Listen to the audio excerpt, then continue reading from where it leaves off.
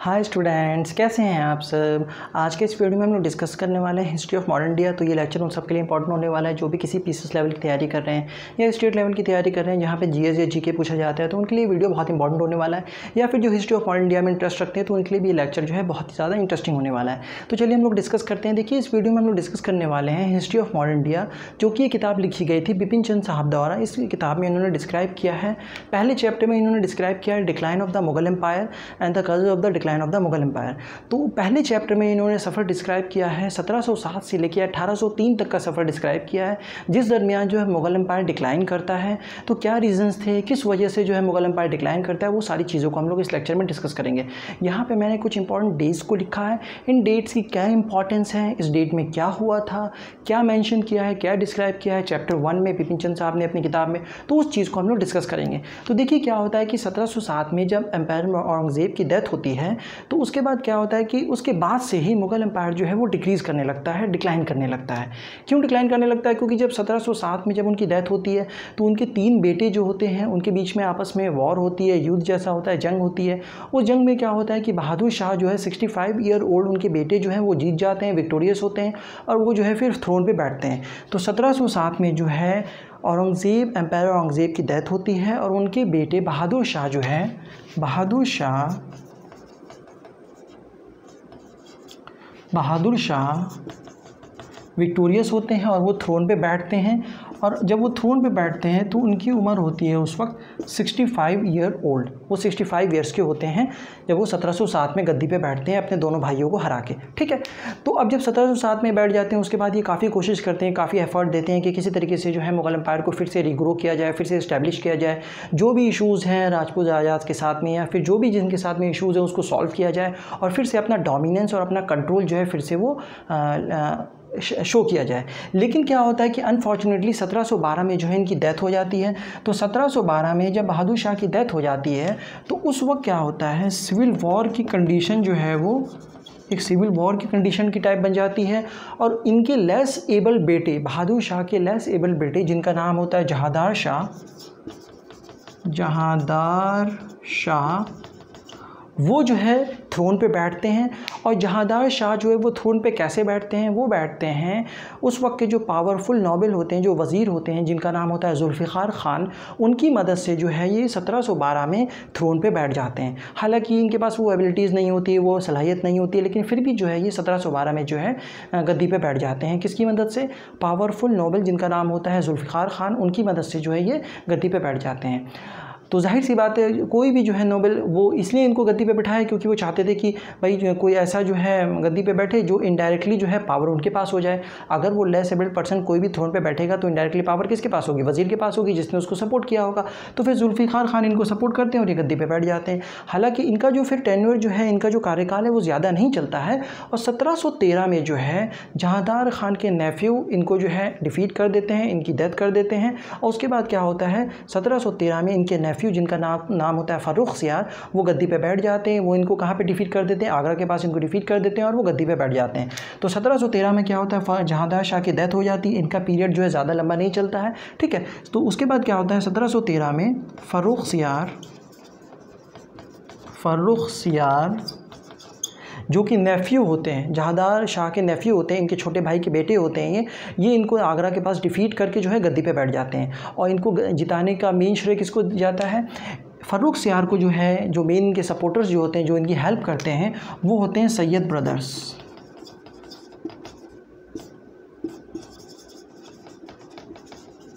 तो सैयद ब्रदर्स की मदद से जो है फ़र्रुख सियार अपने जो है अंकल को, जिनका नाम होता है जहांदार शाह, उनको डिफीट करते हैं आगरा के पास और वो जो है गद्दी पे बैठ जाते हैं 1713 में। ठीक है, अब सैयद ब्रदर्स के कौन कौन होते हैं? ये 2 ब्रदर्स होते हैं, जिनका नाम होता है, बड़े भाई का नाम होता है अब्दुल्ला ख़ान, छोटे भाई का नाम होता है हुसैन अली ख़ान। तो ये दोनों ब्रदर्स जो है इनको सपोर्ट करते हैं। जब इनको सपोर्ट करते हैं तो ये अपने अंकल को डिफीट कर देते हैं। तो फ़र्रुख सियार क्या करते हैं, इन दोनों ब्रदर्स को अपने ऑफिस में, बड़े भाई को ये वज़ीर बना देते हैं और छोटे भाई को मीर बख्शी का जो है ये अपने ऑफिस में ऑनर दे देते हैं। तो ये जो है इनके ऑफिस में आ जाते हैं। मुगल एम्पायर में दोनों जो है वज़ीर और मीर बख्शी की तरह काम करने लगते हैं।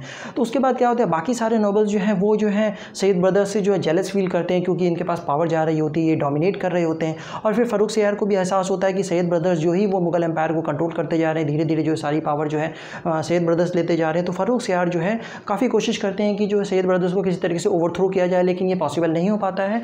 और फिर 1719 में क्या होता है, सैयद ब्रदर्स जो है फ़ारूक सियार को किल कर देते हैं, इनको मार देते हैं। तो 1719 में जो है फ़ारूक सियार की डेथ हो जाती है। 1719 में इनकी डेथ हो जाती है। उसके बाद क्या करते हैं, जब सैयद ब्रदर्स इनकी डेथ कर देते हैं, इनको मार देते हैं, तो उस वक्त क्या करते हैं, फिर ये मोहम्मद शाह जो कि अभी 18 साल के ही होते हैं, उनको ये थ्रोन पे बैठा देते हैं। सैयद ब्रदर्स क्या करते हैं, फ़ारूक सियार को मार देते हैं। इनका मर्डर करने के बाद 18 साल के मोहम्मद शाह को गद्दी पे बैठा देते हैं। अब जब मोहम्मद शाह गद्दी पे बैठते हैं तो उस वक्त जो है ये अभी काफ़ी यंग होते हैं। तो बेसिकली सारी पावर्स किसके पास चली जाती है, सैयद ब्रदर्स के पास चली जाती है। तो उस वक्त के जो नॉबल्स होते हैं उनमें एक ग्रुप बन जाता है जो कि इनके ख़िलाफ़ हो जाते हैं, एंटी सैयद ब्रदर्स नॉबल्स। वो क्या करते हैं, मोहम्मद शाह की मदद से जो है सैयद ब्रदर्स को जो है किसी तरीके से हटाना चाहते हैं, उनको मारना चाहते हैं। तो 1720 में क्या होता है, जो सैयद ब्रदर्स के जो छोटे वाला भाई होता है जिनका नाम होता है हुसैन अली ख़ान, हुसैन अली ख़ान का असैसिनेशन कर देते हैं। कौन लोग, Mohammad Shah and anti Sayyid brothers nobles मिलके किसी तरीके से जो है छोटे भाई का जो है मर्डर कर देते हैं आगरा के पास। तो जब इनकी डेथ हो जाती है तो फिर बड़े भाई जो चाहते हैं कि किसी तरीके से फाइट बैक करें, लेकिन फिर जो है उनको भी जो है ये दोनों मिलकर डिफीट कर देते हैं। Mohammad Shah and anti Sayyid brothers nobles मिलके, उस वक्त के जो कुछ वज़ीर्स मिलके क्या करते हैं, वो जो है इन दोनों भाइयों को मार देते हैं। इन दोनों भाइयों की डेथ हो जाती है। तो जब 1720 में दोनों भाइयों की डेथ हो जाती है तो इस तरीके से सैयद ब्रदर्स का जो मुग़ल एम्पायर पे डोमिनेशन था वो ख़त्म हो जाता है। तो 1713 से लेकर 1720 तक जो है इन दोनों ब्रदर्स का डोमिनेशन चलता है, किस पे, मुग़ल एम्पायर पे। और इस पीरियड को किंग मेकर्स भी कहा जाता है, क्योंकि ये दोनों भाई जो है वो किंग बना रहे होते हैं। तो इन दोनों भाइयों को किंग मेकर्स भी कहा जाता है। तो 1720 में दोनों भाइयों की डेथ हो जाती है और उसके बाद जो है मोहम्मद शाह जो है वो एम्पायर रहते हैं, वो ही कंट्रोल कर रहे होते हैं। उसके बाद क्या होता है, 1722 में जो है निज़ामुल मुल्क एक वज़ीर होते हैं, निज़ामुल मुल्क, जो कि उस वक्त के पावरफुल नोबल होते हैं, पावरफुल वज़ीर होते हैं। ये 1722 में जो है अपना जो है ऑफिस संभालते हैं। लेकिन मोहम्मद शाह जो इस वक्त एम्पायर हैं वो इनको सपोर्ट नहीं करते हैं। वो अपने जो है लेस एबल्ड होते हैं, कैपेबल नहीं होते हैं और अपनी लग्जरियस लाइफ को एंजॉय कर रहे होते हैं, तो वो इनको सपोर्ट नहीं करते हैं वज़ीर को। हालांकि ये काफ़ी कैपेबल होते हैं, काफ़ी पावरफुल होते हैं, लेकिन अपने वज़ीर को ये सपोर्ट नहीं कर रहे होते हैं। तो निज़ामुल मुल्क क्या करते हैं, 1724 में अपने ऑफिस को छोड़ देते हैं, रेलिंक्विश कर देते हैं, relinquished his office, अपने ऑफिस को छोड़ के ये जो साउथ की तरफ चले जाते हैं, हैदराबाद स्टेट की तरफ जो है ये चले जाते हैं। तो निज़ामुल मुल्क जो है पावरफुल वज़ीर होते हैं, वो क्या करते हैं 1724 में अपना ऑफिस छोड़ देते हैं। क्यों छोड़ देते हैं, क्योंकि जो इनके एम्पायर, जो इनके जो राजा हैं मोहम्मद शाह, वो इनको सपोर्ट नहीं कर रहे होते हैं, कोऑपरेट नहीं कर रहे होते हैं। ठीक है, उसके बाद क्या होता है कि फिर 1719 से लेके 1748 तक, 1719 से लेके 1748 तक लगभग 30 साल का कार्यकाल होता है मोहम्मद शाह का। अगर इस कार्यकाल में कोई जो है एबल्ड पर्सन गद्दी पे बैठता, जो कैपेबल होता, जिसके पास जो है जो अपने फ्यूचर को सोचता मुग़ल एम्पायर को, तो वो जो है इस तरह का कोई किंग नहीं था। ये जो है लेस एबल्ड किंग थे, ये जो है अपनी लग्जरियस लाइफ को एंजॉय कर रहे थे। तो इस वक्त क्या होता है कि मुग़ल एम्पायर और ज़्यादा डिक्लाइन करने लगता है, क्योंकि इस वक्त जो है अभी मुग़ल एम्पायर इतना ज़्यादा डिटोरिएट नहीं हुआ था। हालांकि काफ़ी डैमेज हो गया था, मुग़ल एम्पायर को काफ़ी नुकसान हो चुका था, लेकिन अगर कोई एबल्ड पर्सन जो है गद्दी पे बैठता इस दरमियान, तो मुग़ल एम्पायर फिर से इस्टेब्लिश कर सकता था, ग्रो कर सकता था। लेकिन इस दरमियान मोहम्मद शाह जो है गद्दी पे बैठे रहे और फिर बाहर से कुछ इन्वेडर्स भी आए जिन्होंने जो है काफ़ी लॉस किया मुग़ल एम्पायर को। तो उसके बाद क्या होता है 1718 में, 1738 में नादिर शाह जो कि एक शेफर्ड बॉय से किंग बन जाते हैं, राजा बन जाते हैं पर्शिया के, जो पर्शिया को सेव करते हैं डिसइंटीग्रेशन से, नादिर शाह। तो ये 1778 में क्या करते हैं, इंडियन टेरिटरी को एंटर करते हैं एट द एंड ऑफ 1738। और 13 फरवरी 1739 में क्या होता है, करनाल के पास करनाल के पास जो है मुग़ल आर्मी और नादिर शाह के बीच में दोनों आर्मीज़ की जंग होती है। और इस जंग में क्या होता है, मुग़ल्स की आर्मी हार जाती है और राजा को कैप्चर कर लिया जाता है, बंदी बना लेते हैं, राजा को बंदी बना लेते हैं। और क्या करते हैं, नादिर शाह फिर जो है दिल्ली की तरफ मार्च कर जाते हैं। और 1739 में जब वो दिल्ली की तरफ मार्च करते हैं तो उसके बाद क्या करते हैं, वो कोहिनूर हीरा, पीकॉक थ्रोन ऑफ शाहजहां और 70 करोड़ रुपए लगभग जो है वो अपने साथ लेके चले जाते हैं। तो इससे बहुत ज़्यादा नुकसान होता है मुग़ल एम्पायर को, फाइनेंशियली इकोनॉमिकली बहुत ज़्यादा नुकसान होता है। अपने सोल्जर्स को पेमेंट करने में, उनको जो है सैलरी देने में बहुत इश्यूज़ फेस करने लग पड़ते हैं वो, क्योंकि क्या होता है 1739 में करनाल के पास जब उनकी डिफ़ीट होती है मुग़ल आर्मी की, तो क्या होता है, नादिर शाह जो है दिल्ली की तरफ मार्च करते हैं और उसके बाद फिर वहाँ क्या करते हैं, वो पीकॉक थ्रोन हो गया और कोहिनूर हीरा और 70 करोड़ रुपीज़ उस ज़माने के हिसाब से वो अपने साथ लेके चले जाते हैं। तो मुग़ल आर्मी को इस जंग में जो है बहुत ज़्यादा डिफ़ीट होती है। ठीक है, फिर नादिर शाह चले जाते हैं। उसके बाद फिर क्या होता है, 1748 में जो है इनकी डेथ हो जाती है। मोहम्मद शाह की जो है 1748 में डेथ हो जाती है। ठीक है, तो इस वक्त तक जो है मुग़ल एम्पायर फिर बहुत ज़्यादा डैमेज हो जाता है, क्योंकि जो है जो अभी जो किंग था, जो एम्पायर बैठा हुआ था गद्दी पे, वो उस तरीके से था, एबल नहीं था, वो कंट्रोल नहीं कर पा रहा था प्रॉपर्ली, वो अपनी लाइफ को ही इंजॉय कर रहा था। ठीक है, उसके बाद क्या होता है, उसके बाद जो है इनकी डेथ के बाद भी फिर से जो है सिविल वॉर की कंडीशन बन जाती है और फिर जो है और ज़्यादा डेटोरिएट हो जाता है मुग़ल एम्पायर और फिर कोई दूसरे जो है जो प्रिंस जो है वो गद्दी पे बैठते हैं। उसके बाद 1761 में क्या होता है कि नादिर शाह के जो कैपेबल जनरल होते हैं, जिनका नाम होता है अहमद शाह अब्दाली, जो कि अफ़गानिस्तान पे अपना डोमिनेंस, अपनी अथॉरिटी को इस्टेब्लिश करते हैं। ये क्या करते हैं, वॉर होती है, इनकी वॉर होती है मराठा के साथ में, और इस वॉर में जो है ये मराठा लोगों को, ये थर्ड बैटल ऑफ पानीपत भी कहा जाता है। 1761 में जो ये क्या करते हैं, मराठा को डिफ़ीट कर देते हैं। जब ये मराठा को डिफ़ीट करते हैं तो उसके बाद जो उनकी जो ख्वाहिश होती है, जो उनका फ्यूचर होता है, वो ये सोच रहे होते हैं कि हम जो मुग़ल एम्पायर पे जो है कंट्रोल करेंगे, इंडिया पे डोमिनेट करेंगे। उनको जो है बहुत बड़ा झटका लगता है जब वो जो है अहमद शाह अब्दाली के हाथों उनकी हार हो जाती है, उनके हाथों जो है जंग में डिफ़ीट हो जाती है 1761 में। ठीक है, उसके बाद 1759 में क्या होता है,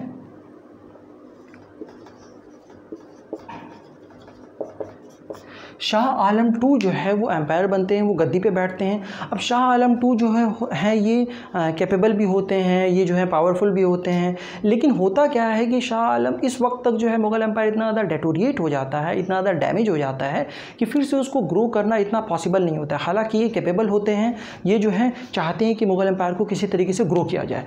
उसके बाद क्या होता है, 1764 में, जिसको हम लोग बैटल ऑफ बक्सर भी कहा जाता है,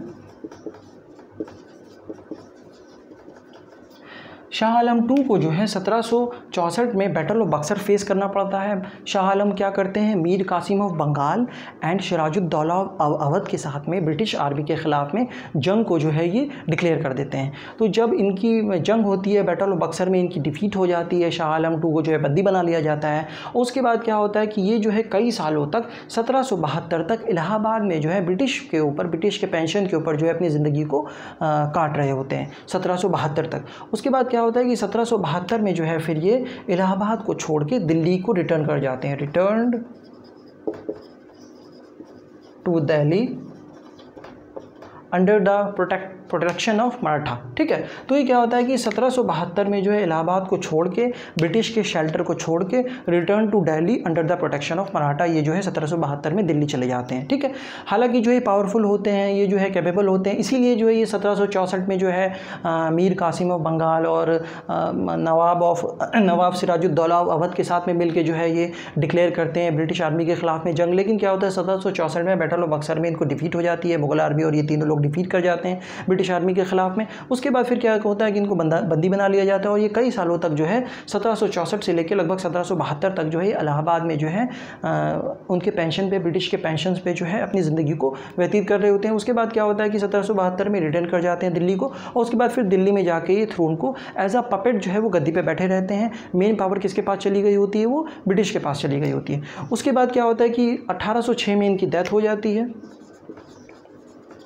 death of Shah Alam two. ठीक, और फिर जब बैटल ऑफ बक्सर के बाद जो है मुग़ल आर्मी और को बहुत ज़्यादा नुकसान पहुंचता है, मीर कासिम की भी डिफ़ीट हो गई होती है, सिराजुद्दौला जो अवध के होते हैं उनकी भी डिफ़ीट हो गई होती है। तो उसके बाद जो है फिर ब्रिटिश आर्मी जो है वो बहुत ज़्यादा जो है ऑक्यूपाई कर लेती है डिफरेंट प्लेसेस को, लोकेशंस को और स्टेट्स को। तो 1803 में क्या होता है कि ब्रिटिश जो है फाइनली ऑक्यूपाई कर लेती है दिल्ली को, ऑक्यूपाइड दिल्ली। तो ब्रिटिश आर्मी क्या करती है, फाइनली ऑक्यूपाइड दिल्ली, वो 1803 में दिल्ली को ऑक्यूपाई कर लेती है। और 1806 में कई उसके कुछ सालों बाद जो है फिर डेथ हो जाती है शाह आलम II के। उसके बाद जो है उनके कोई दूसरे जो है जो गद्दी पे बैठते होंगे, लेकिन क्या होता है कि फाइनली 1803 में जाके जो है मुग़ल दिल्ली पे जो है ब्रिटिश आर्मी अपना कब्ज़ा जमा लेती है। ब्रिटिश आर्मी जो क्या करती है वो दिल्ली को अपने कंट्रोल में कर लेती है। उसके बाद क्या होता है कि 1803 से लेके 1857 तक, 1803 से लेके 1857 तक जो है मुग़ल एम्पायर जो है बस एक तरीके से पॉलिटिकल फ्रंट की तरह काम करती है। ब्रिटिश आर्मी जो है, ब्रिटिश ईस्ट इंडिया कंपनी जो है उसके पास जो है पूरी पावर होती है, वो कंट्रोल कर रही होती है, वो डोमिनेट कर रही होती है। बस मुग़ल एम्पायर जो है एक तरीके से पॉलिटिकल फ्रंट और एक फेस की तरह काम कर रहा होता है, लेकिन सारी पावर जो है इस वक्त ब्रिटिश आर्मी के पास चली गई होती है। तो इस वक्त जो है मुगल्स जो है बस एज अ पपेट काम कर रहे होते हैं, एक तरीके से जो है जो भी ब्रिटिश आर्मी कह रही होती है उसको वो फॉलो करना ही पड़ता है। ठीक है, तो ये पीरियड जो है एक तरीके से बस कहलाता है कि ब्रिटिश इंडिया कहलाता है ये। ठीक है, इसमें क्या होता है कि ब्रिटिशर्स कंट्रोल कर रहे होते हैं, मुगल के पास जो है कोई भी पावर नहीं होती है, बस वो एक तरीके से पपेट की तरह काम कर रहे होते हैं। तो 1707 से लेके हमने डिस्कस किया 1803 तक किस तरीके से जो है मुगल एम्पायर डिक्लाइन करता है। डिफरेंट जो है एम्पायर गद्दी पे बैठते हैं, लेकिन जो है वो उस एबिलिटी के नहीं होते हैं जो कि जो है फिर से मुगल एम्पायर को ग्रो कर सके, उसको जो है इस्टेब्लिश कर सके और जो भी इशूज़ हैं उसको सॉल्व कर सके। उसके बाद क्या होता है, फाइनली 1803 में जाके, फाइनली 1803 में जो ब्रिटिश आर्मी वो क्या करती है, दिल्ली को ऑक्यूपाई कर लेती है। और 1803 से लेके 1803 से लेके 1857 तक जो है ये ब्रिटिश इंडिया का पीरियड कहलाता है। इसमें जो है ब्रिटिश जो है फ्रंट से जो है लीड कर रहा होता है, मुगल एम्पायर जो है एक तरीके से बस पपेट की तरह काम कर रहा होता है, पॉलिटिकल फ्रंट की तरह काम कर रहा होता है। ठीक है, तो जब हालांकि 1759 तक जो है वो मुग़ल आर्मी जो है इतनी वीक नहीं हुई होती थी, लेकिन क्या है कि बस इन्होंने जो है अपने आप को ग्रो नहीं कर पाए। ये लोग जो है अपनी लग्जरीज लाइफ को एंजॉय करने लगे और जो है अपनी ग्रोथ के बारे में इन लोगों ने नहीं सोचा। इस वजह से क्या हुआ कि जो है मुग़ल एम्पायर कंटिन्यूसली डिक्रीज़ करता चला गया। और 1759 के बाद मुग़ल जो आपका एम्पायर है वो इस वजह से बना हुआ था क्योंकि जो है लोगों के माइंड में जो मुग़ल एम्पायर का वो रिस्पेक्ट और जो है वो इनकी लॉयल्टी बनी हुई थी। इस वजह से जो है मुग़ल एम्पायर कंटिन्यू करता चला गया 1803 तक। अदरवाइज़ जो है वो 1803 से पहले ही कोलैप्स कर जाता। ठीक है, तो यहाँ पे हम लोगों ने डिस्कस किया, एक फेज़ डिस्कस किया 1707 से लेके 1803 तक का कि किस तरीके से मुग़ल एम्पायर जो है वो डिक्लाइन करता है।